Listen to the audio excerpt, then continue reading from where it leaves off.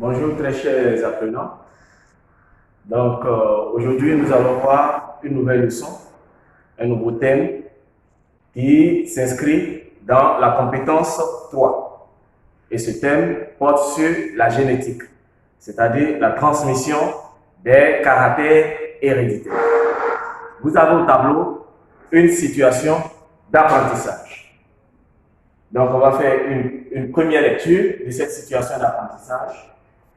Anita, élève en classe de terminale C, est régulièrement malade. Son père l'a conduit à l'hôpital où elle effectue un bilan de santé. Ce bilan révèle qu'elle souffre de la drépanocytose. Sur les conseils du médecin, le père d'Anita décide de faire un bilan de toute la famille. Le père, son fils et son petit-fils souffrent tous de la drépanocytose. Informé, le professeur de SVT d'Anita déclare qu'il s'agit d'une maladie héréditaire. Pour comprendre la transmission de cette maladie, les élèves décident d'identifier quelques caractères héréditaires et d'expliquer leur transmission chez l'homme. Bien. De quoi parle ce texte? Oui. Boussari.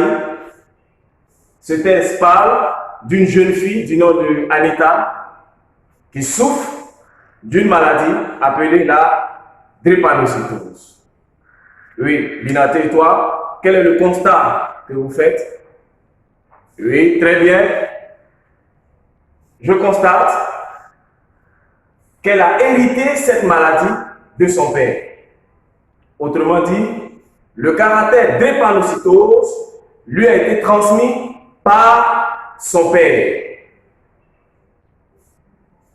À partir de ce constat, quel est le titre qu'on peut proposer à notre leçon?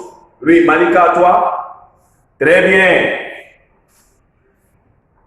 Comment la transmission d'un caractère héréditaire se fait-elle? Donc, nous allons noter le titre de la leçon. Comment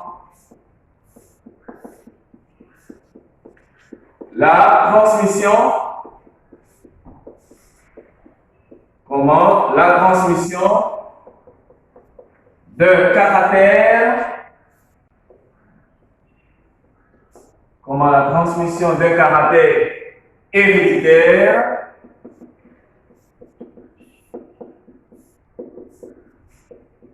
se fait-elle?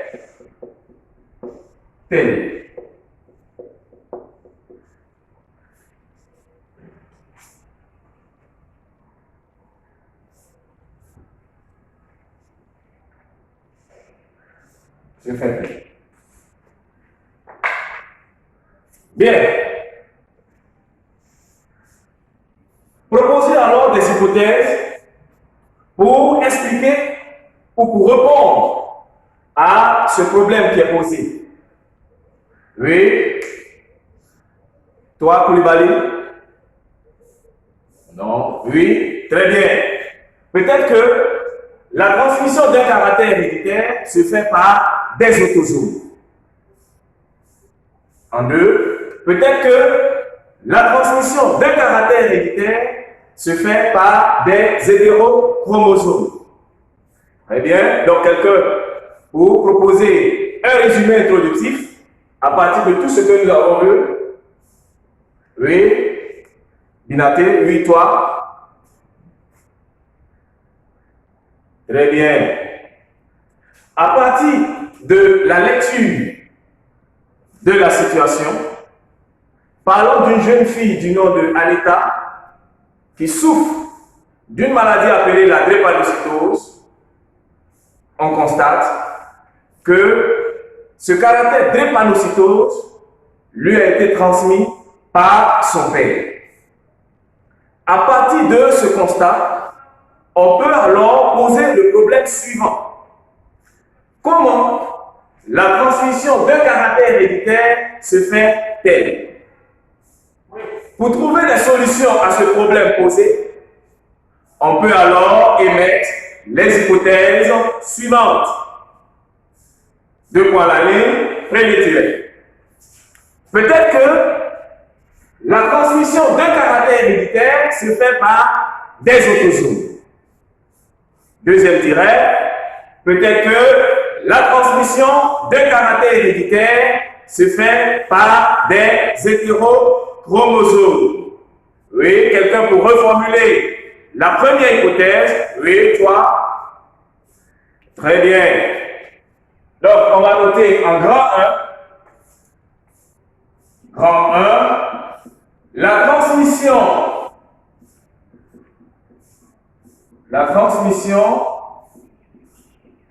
d'un caractère héréditaire,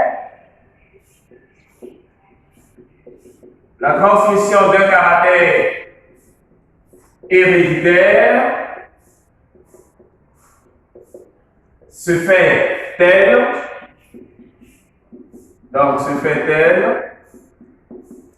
par des autosomes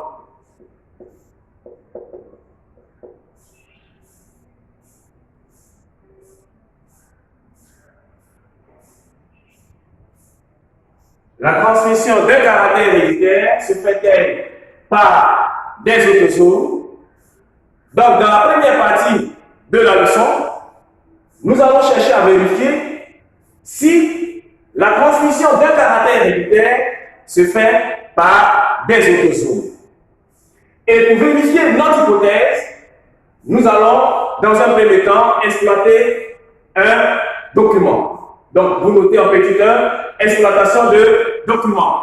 Petit a, observation. Nous allons observer un pédigré ou un arbre généalogique montrant la transmission d'une maladie appelée l'albinisme dans l'espèce humaine. Vous notez en petit B, résultat. Donc ici, vous avez le pédigré ou l'arbre généalogique. Sur le pédigré, vous avez plusieurs symboles. Lorsque vous avez un carré blanc, cela représente un homme ou un garçon sain ou normal. Lorsque vous avez un rond blanc comme ça, cela représente une femme ou une fille saine ou normale.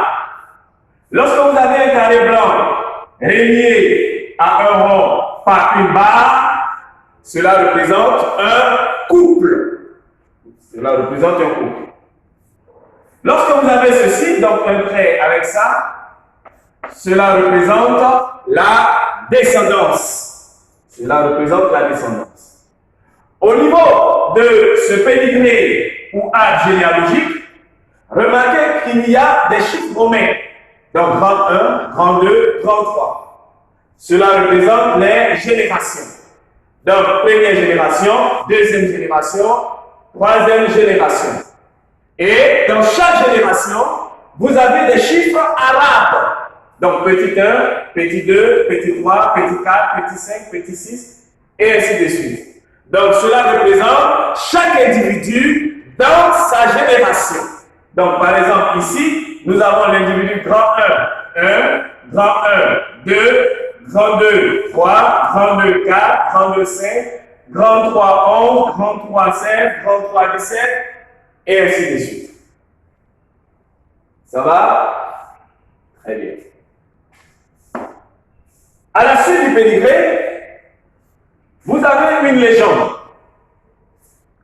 Donc, homme normal, femme normale, homme albinos, femme albinos. Et ce pédigré est généralement accompagné d'une série de questions. Petit 1, montré par un raisonnement logique que, petit a, l'allèle responsable de l'albinisme est dominant ou récessif. Petit b, l'allèle responsable de l'albinisme est autosomal ou lié au sexe. Petit 2, écrivez les génotypes des individus suivants. Petit a, tous les individus malades. Petit b, les individus grand 3 16 et grand 3 17.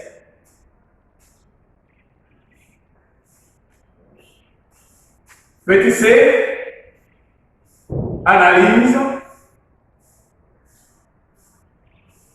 et interprétation.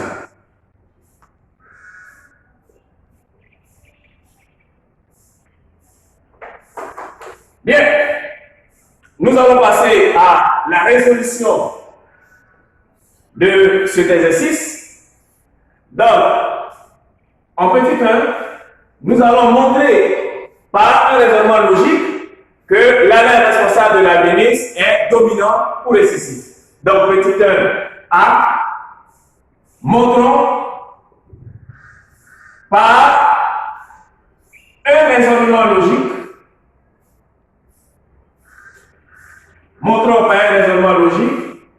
que l'allèle responsable de l'albinisme est dominant ou récessif. Donc, ça, c'est la première question. Montrer par un raisonnement logique que l'allèle responsable de l'albinisme est dominant ou récessif.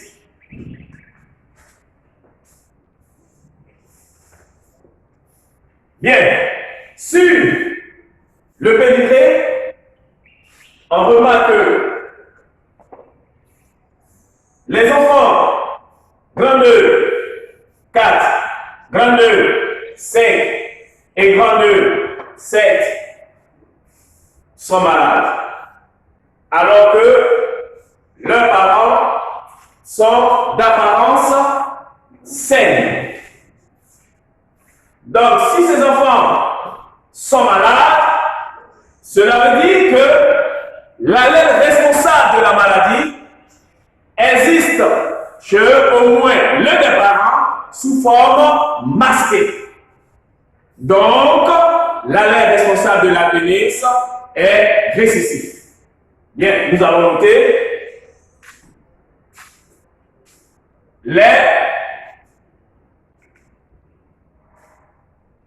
les enfants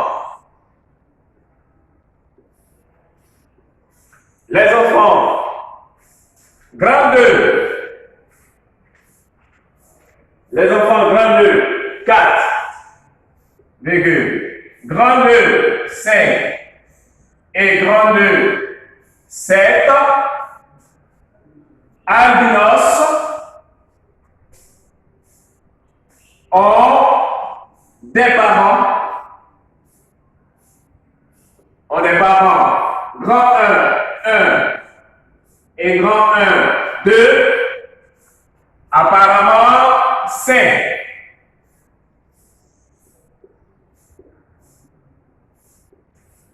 On est parents, grand 1, 1 et grand 1, 2, apparemment sains. L'allèle responsable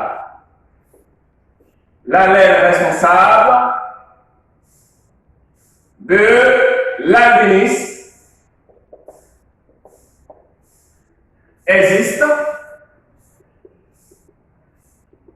chez au moins l'un des parents, sous forme masse, donc sous forme masquée. Donc sous forme masse. Okay. Ouais. L'allèle responsable, en conclusion, donc l'allèle responsable de l'albinisme,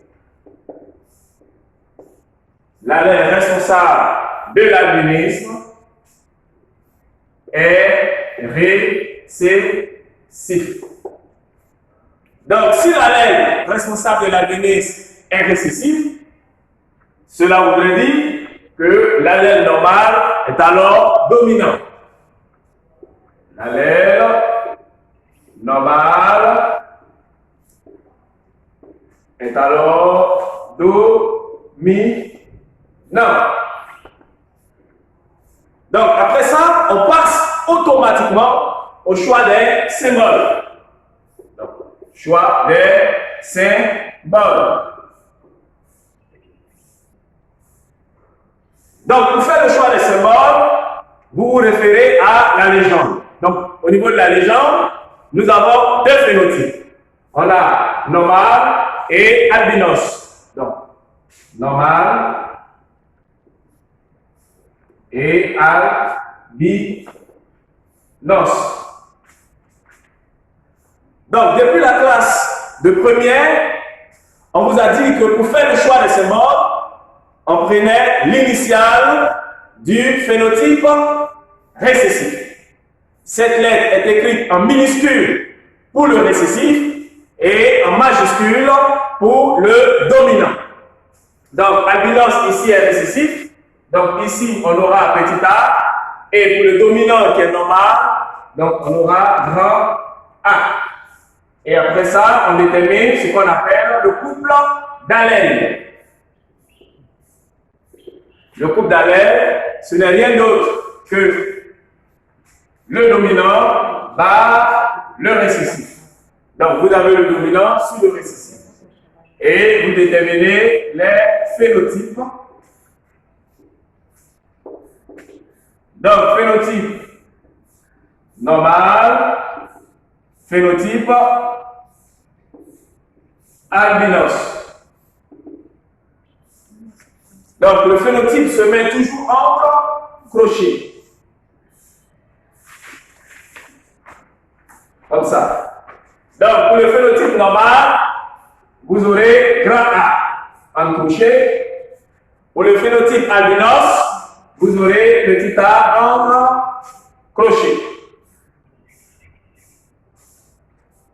Donc, c'est ce qui marque la fin de la première question. Donc, nous allons passer à la deuxième question. On va montrer par un raisonnement logique que l'allèle responsable de l'albinisme est autosomal ou lié au sexe. Donc, 1B, montrons par un raisonnement logique que l'allèle de l'albinisme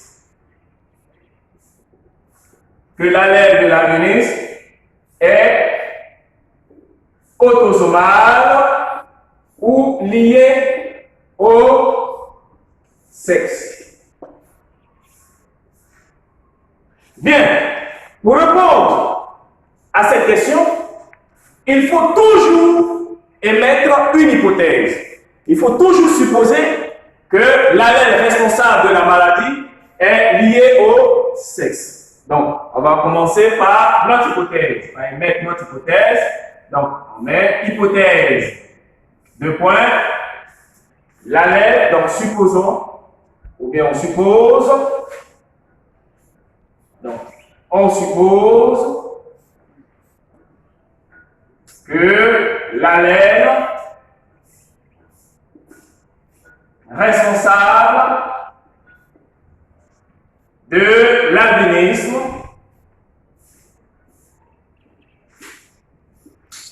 est lié au sexe.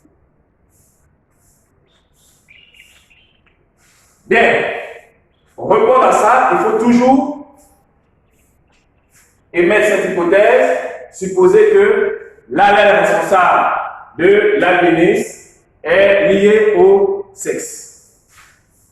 Bien.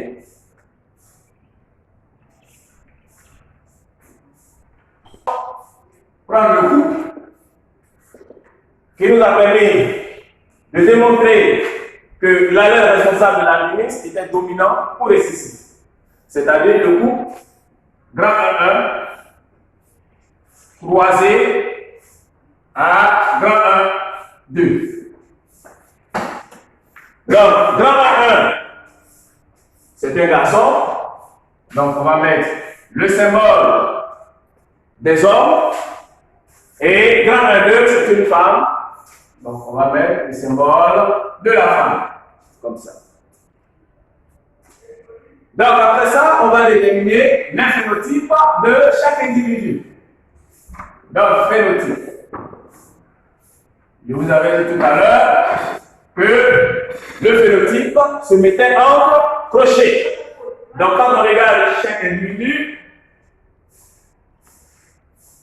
les parents, on regarde les parents, on remarque qu'ils sont sains, ils sont normaux. Or, nous allons symboliser normal par grand A. Donc, phénotype grand A pour chaque parent. Comme ça. Après ça, nous allons déterminer les génotypes.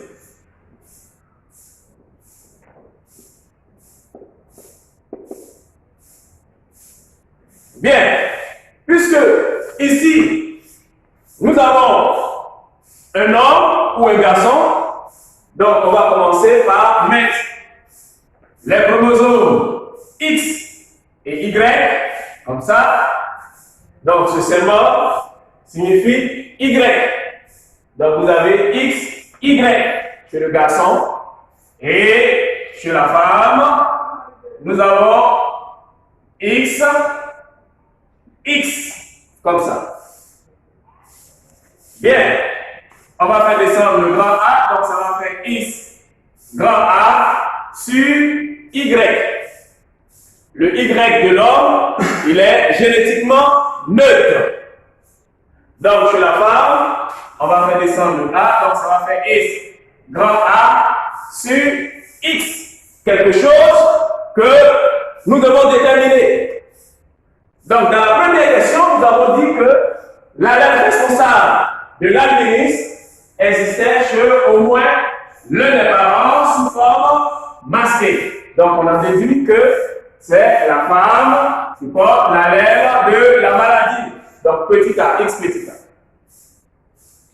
Donc après nous allons déterminer les gamètes. Donc ici, les gamètes se déterminent à partir des génotypes. Il suffit tout simplement de séparer les génotypes. Donc on aura S grand A et le gamète, on a le gamète S grand A et le gamète Y. Proportion 50%, 50%. Donc chez la femme, nous aurons aussi deux formes de gamètes, S grand A, proportion 50%, X petit a, proportion 50%. Donc, on va faire le croisement des gamètes. Donc, puisque chez l'homme, nous avons deux gamètes et chez la femme, deux gamètes, nous sommes obligés de faire un échiquier de croisement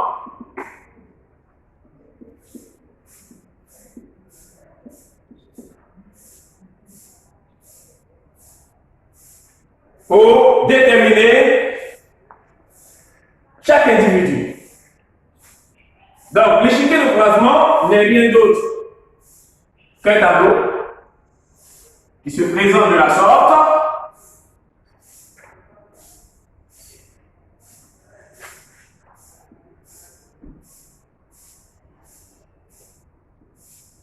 Voilà. Voilà comment se présente un échiquier de croisement. Donc ici, je vais mettre les gamètes, ce symbole signifie gamètes.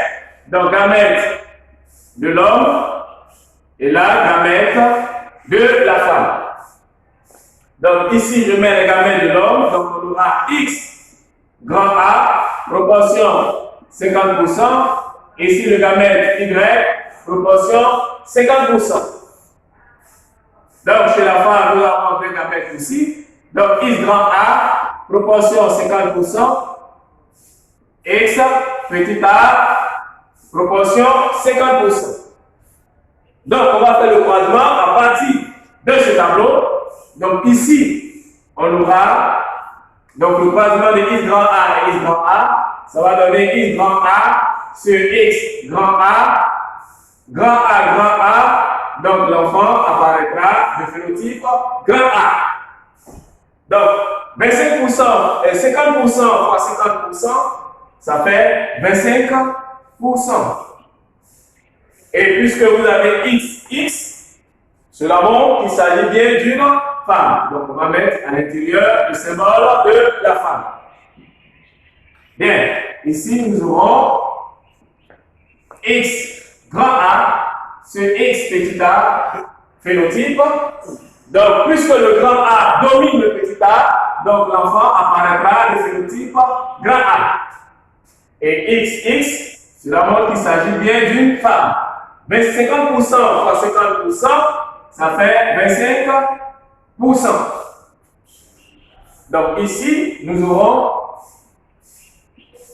X grand A, le Y étant génétiquement neutre, donc l'enfant sera alors le phénotype grand A. Et là, nous avons un homme, je mets le symbole de l'homme, proportion 25%. Donc ici, nous aurons X petit a, phénotype petit a, proportion 25%, et là nous avons un garçon. Donc après ça, on passe au bilan. Donc on fait le bilan. Donc ici nous avons dans le tableau, nous avons 25% de femmes grand A, plus 25% de femmes grand A, ça fait alors 50% de femmes grand A. Donc ici nous avons 25% d'hommes petit a, et là 25% d'hommes petit a. Donc je reprends le bilan. Ici, nous avons 50% de femmes grand A, 25% d'hommes grand A, 25% d'hommes petit a. Bien. Selon le bilan, on se rend compte que la maladie apparaît uniquement chez les hommes, chez les garçons. Donc, en supposant que l'allèle responsable de la maladie est liée au sexe, on se rend compte que la maladie devrait se trouver uniquement chez les garçons. Or, en observant bien le pédigré, on se rend compte que dans la descendance du couple grand 1, grand 1, 2, on observe des filles grand 4 et grand 7 qui sont albinos. Ce qui montre que les résultats de l'échiquier de croisement ne sont pas conformes à ceux du pédigré. Et lorsque les résultats de l'échiquier de croisement ne sont pas conformes à ceux du pédigré, on en déduit que l'allèle responsable de la maladie est donc autosomal. Donc, ici, nous voyons bien que l'allèle responsable de l'albinisme est donc autosomal. Bien, nous allons noter cela.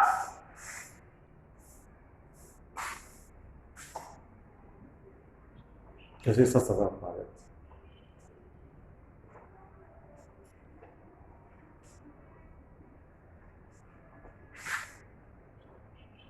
Est donc autosomal.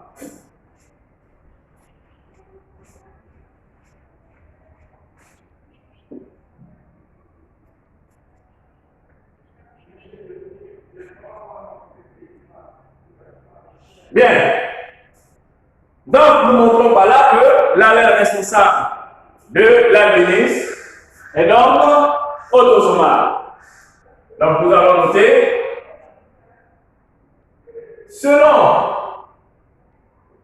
l'échiquier de croisement, selon l'échiquier de croisement, un tel couple ne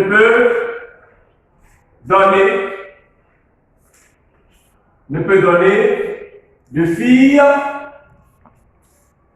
albinos. Alors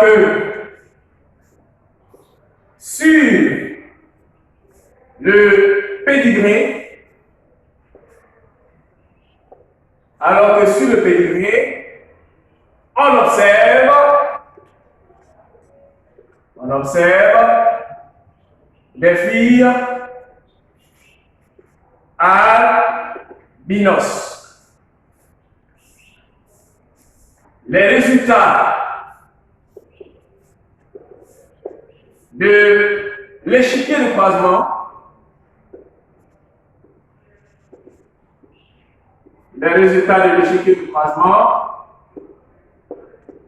ne sont pas conformes à ceux du pédigré.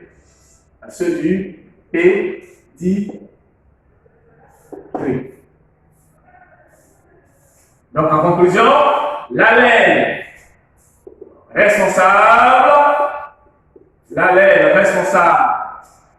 de l'albinisme, est donc autosomal.